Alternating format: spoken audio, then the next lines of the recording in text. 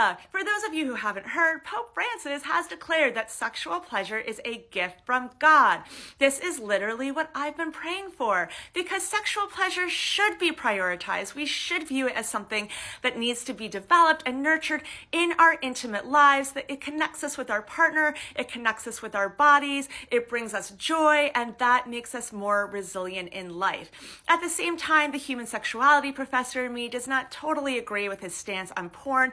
Yes, absolutely, in certain contexts, it can cause problems, but when it's recognized as a fantasy that can actually give you ideas for things to try and turn you on to what you might be into exploring, it can be a helpful tool. The problem with porn is when it's used as something that's a literal guidebook as opposed to just fantasy.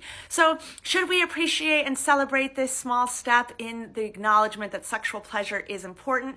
Definitely yes. In terms of his thoughts on porn, we'll just keep chipping away at that. The safety and familiarity of sex with an ex can feel appealing, but there are also risks because sex is never just sex. There's always a relational aspect because oxytocin is real, my friends. So here are my 3 rules for having sex with an ex. Number 1 is ensure that neither of you are hoping to get back together. Otherwise, an open wound will remain. Number 2 is you have to fully be able to trust your ex. Even if it's not romantic, each partner has to care about the other's emotional well-being. Otherwise, one person is just gonna feel strung along or like they're being used. And number 3, if hooking up is going to keep you from moving on, getting out there, and potentially meeting somebody who's a better match, it's a bad idea. And word to the wise, don't make the decision when you are in the heat of the moment, feeling lonely or a little bit drunk on a night out. Look, I get it. We are all human. Meeting new people is scary, and the past can be a very comfortable place to visit. But the past is the past for a reason, and your ex is probably your ex for a reason. So follow these rules and take care of your future self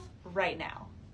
Do you like it rough? You're not alone. Research tells us that rough sex is becoming increasingly common, and not just for college students, for middle-aged adults as well. And while there are diverse ideas about what counts as rough sex, most of us can agree on a few particular behaviors, such as hair pulling, scratching, spanking, biting, bondage, fisting, and double penetration.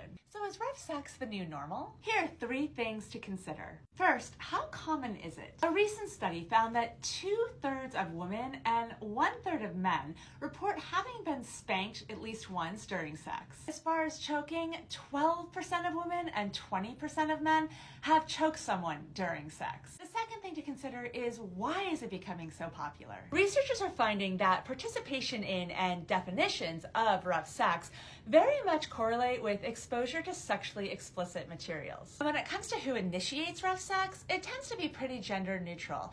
About 50% of men say that they enjoy being the initiator, whereas 40% of women say that they like being the initiator, and 50% of trans individuals say that they like being the initiator. So enjoy the roughness if that's what you and your partner like. But if you find you're only having rough sex, ask yourself this: am I losing something essential by only having kinky and rough sex? And are elements of roughness keeping me from having emotionally connected sex? Let me know your take in the comments.